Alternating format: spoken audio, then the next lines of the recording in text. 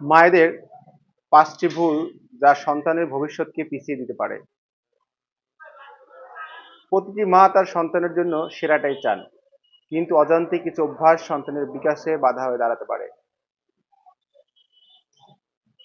১. সব কাজ সন্তানের হয়ে করে দেওয়া। জুতা পরানো, ব্যাগ গোছানো, ছোট ছোট সিদ্ধান্ত মা নিয়ে দেন। ফলে শিশুর আত্মনির্ভরশীলতা গড়ে ওঠে না। ২. অন্য বাচ্চাদের সঙ্গে তুলনা করা। দেখো ও কত ভালো, এই বাক্যটি শিশুর আত্মবিশ্বাসে বড় আঘাত করতে পারে। ৩. শুধু পড়াশোনাকেই সফলতার একমাত্র পথ ভাবা। খেলা, সৃজনশীলতা, নৈতিক শিক্ষা ও সামাজিক দক্ষতাও সমান গুরুত্বপূর্ণ। ৪. সন্তানের কথা মন দিয়ে শোনা।